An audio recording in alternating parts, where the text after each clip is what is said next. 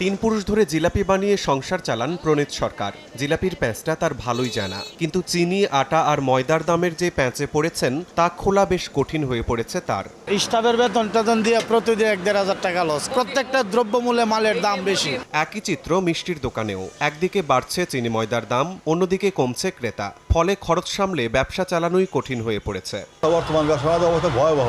এই ব্যবসা আগের থেকে অর্ধেক হয়ে গেছে, ব্যবসা বাদ দিতে পারতেছি না। কাঁচামালের বাড়তি খরচে বিপাকে পড়েছেন আরও অনেক ছোট ব্যবসায়ী। দাম বাড়ালে ক্রেতা কমে, দাম না বাড়ালে বড় হয় লোকসানি হিসাব। নিত্যপণ্যের দাম বৃদ্ধির এ প্রভাব পড়েছে সাধারণ মানুষের সংসারেও। বাড়তি দামের সঙ্গে তাল মেলাতে কমাতে হচ্ছে অনেক প্রয়োজনীয় খরচ। ছোট থাকতে এই কাজে জানছি, এই জন্য এটাই মনে করেন যে দুঃখ হইলেও করতে লাগে, লস হইলেও করতে লাগে, লাভ হইলেও করি আর কি। এই সারাদিন পরে কাম করছি, এক টাকাও কাম করতে পারি না, রাইতে না খাই রয়েছি। সকালে একবার 50 টাকা চাই রয়েছে, এই 50 টাকা চাইল নিতে হলে দুপুরে খাইতে পারবো না, আর নাহলে না খাই থাকতে হবে। বাংলাদেশের সবচেয়ে powerful banking app city touch download করুন। কোয়ান্টিটি কমাতে হয়, এখন দামাদামি করে আরও যাচাই করে নিতে হয়। রাজধানীর কারওয়ান বাজারের হিসাব বলছে 15 দিনের ব্যবধানে ময়দার দাম 65 থেকে বেড়ে হয়েছে 80 টাকা। 55 টাকা কেজি দরের আটা ঠেকেছে 65 টাকায়। খোলা চিনির দাম 105 টাকা থেকে বেড়ে হয়েছে 115 টাকা। এজন্য সরবরাহ ঘাটতিকে দায়ী করছেন পাইকাররা। আগে আটার প্যাকেট 110 দিয়ে কিন্তু 130 টাকা, 20 টাকা বেশি। মানুষ তো একটু অস্বস্তিতে আছে। চিনি ছিল 105, এখন 120 টাকা কেজি।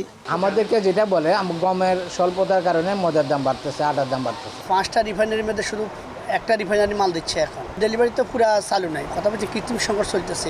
বাজার বিশ্লেষকরা বলছেন সরবরাহ ও দামের উপর নিয়মিত নজরদারি না থাকলে এই চাপ আরও বাড়তে পারে। বর্তমান সরকার দায়িত্ব নেওয়ার পরের থেকে বাজারে যে ধরনের তদারকি হওয়ার কথা, যে ধরনের বিষয়গুলো নিয়ে আলাপ আলোচনা করার কথা, অথবা ইন্টারভেনশন যেগুলো হওয়ার কথা, সেই ইন্টারভেনশনের মাত্রাটা স্লো হয়ে গেছে। তো স্লো হয়ে যাওয়ার কারণে ব্যবসায়ীরা পুরোদমে তাদের যে অপকর্ম যেগুলো করার কথা তারা কিন্তু করে যাচ্ছে। তো সেক্ষেত্রে এখন যেটা দরকার হবে আসলে সরকারের ইন্টারভেনশনগুলো বাড়ানো। বাজারে স্বস্তি ফেরাতে দাম বৃদ্ধির কারণ চিহ্নিত করে কার্যকর পদক্ষেপ নেওয়া জরুরি। শিমুল হোসেন, সময় সংবাদ, ঢাকা। সুন্দর।